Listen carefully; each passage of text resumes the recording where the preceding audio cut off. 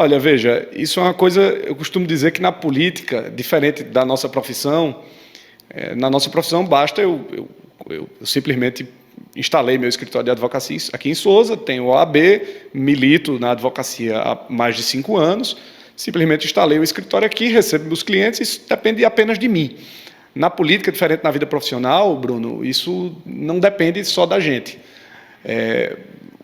Depende de um conjunto de fatores que envolvem a vontade do povo, que envolve a vontade do movimento político a que você pertence, dos seus amigos, dos seus correligionários, da sua família, mas, sobretudo, do povo. Eu acho que depende das pessoas.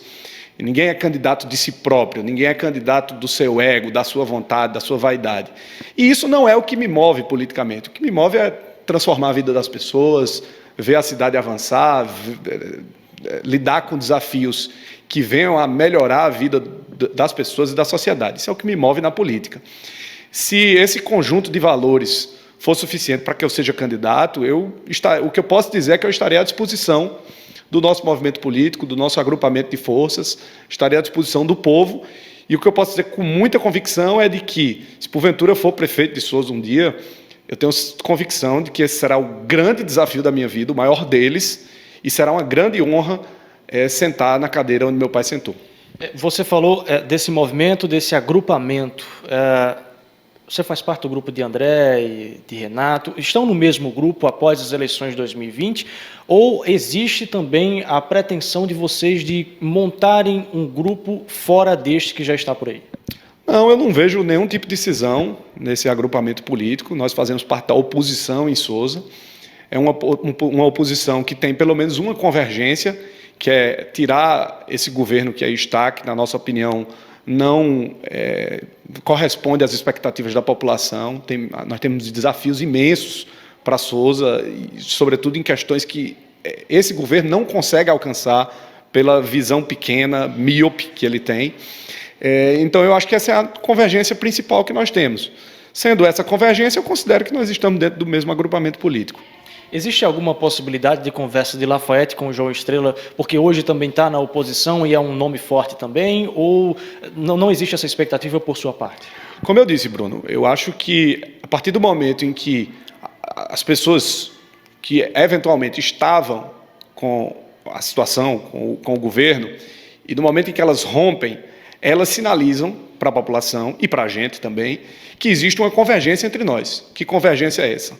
De que diferem do atual modelo de gestão, do atual modelo de governo.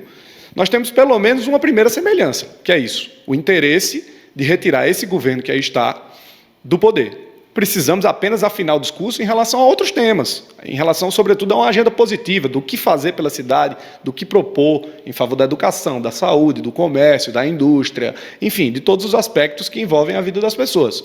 Mas, em relação a um aspecto de oposição, propriamente, nós temos uma convergência. Isso já é um excelente ponto de partida para a gente construir um diálogo. Depois de sair como vereador, sendo eleito, você tem um hiato na política de atuação de bastidores por uma decisão pessoal. Fazendo uma autoavaliação, isso descredencia Lafaiete para 2024 ou toda essa questão que você veio carregando desde sair da Câmara dos Vereadores de Sousa por uma decisão, repito, pessoal, isso tem um ganho? Eu acho que sim. Na minha avaliação, sim, mas é uma avaliação pessoal. Quem tem que fazer essa avaliação são vocês, da imprensa e a população. No entanto, na minha ótica, eu acredito que sim. E vou explicar por quê. É uma explicação que eu dei, inclusive, quando saí da política, quando pelo menos tive esse ato que você acabou de referir, Bruno. Eu acho que a política não é profissão. A política é um sacerdócio, é uma militância, é uma atividade que você exercita diariamente, independentemente do cargo que você ocupa. Então, abraçar a minha profissão, me consolidar como profissional do direito, como professor, me fez ganhar experiências que na política eu ainda não tinha. E me fez, em alguma medida, saber que se porventura eu deixar de ocupar um cargo eletivo, como deixei de ocupar enquanto vereador, eu vou voltar para a profissão que eu amo e que eu gosto, que para mim é o que mais me dá prazer hoje em dia. Eu trabalho praticamente domingo a domingo, minha esposa fica fica maluca comigo, às vezes, que eu acordo no domingo de manhã, vou ver um processo de um cliente, vou estudar um tema sobre direito constitucional que eu ainda não tenho tanto domínio. Enfim, então, essa vida, para mim, é muito prazerosa. E isso seria muito importante que as pessoas tivessem essa consciência de que ocupar um cargo eletivo é uma parte da política. Seria muito interessante que as pessoas tivessem as suas profissões, se credenciassem para isso e, em razão da qualidade que elas têm, do que elas oferecem enquanto pessoas e enquanto profissionais perante a sociedade, o povo enxergasse nelas, em razão dessa experiência que elas têm no âmbito de suas respectivas profissões, um potencial para servir politicamente a elas.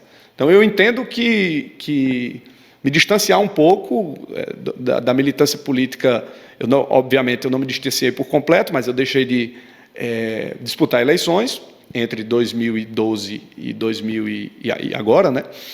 Foi muito importante para a minha consolidação enquanto profissional e, por conseguinte, para que as pessoas analisem as chances que eu tenho de utilizar as experiências que eu tenho na minha vida profissional, eventualmente, dentro da política. Os dois voltam, Miriam e Lafayette, na atuação para 2024? Já teve alguma conversa com sua irmã? Veja, eu costumo sempre dizer que é difícil dois irmãos serem candidatos numa eleição em que há poucas oportunidades de candidatura. Obviamente que isso é uma coisa que será discutida internamente, mas provavelmente um de nós se colocará à disposição para 2024. Do mesmo jeito que Miriam se colocou à disposição em 2020, na condição de candidata a vice-prefeita, e eu fiquei mais nos bastidores, se porventura eu for candidato, acredito que ela também ajudará dessa maneira. Mas também, se porventura ela for candidata, eu estarei ajudando nos bastidores internamente. Pegando o gancho da sua resposta anterior, que não acredita que a política seja feita como uma profissão, a população acredita em novos nomes na política? Veja, se não acredita, eu acho que tem que começar a acreditar, mas perceba que a cada eleição há uma renovação. Então, às vezes essa renovação muita gente entende que é para pior, mas que as pessoas, se existe uma renovação nos quadros, sobretudo no parlamento, eu acredito que as pessoas acreditam em pessoas novas. Se essas pessoas novas vão contribuir mais ou menos do que as pessoas antigas, isso é outra história, isso é o que a gente vai ver. Mas eu acredito profundamente que as pessoas gostam da renovação na política.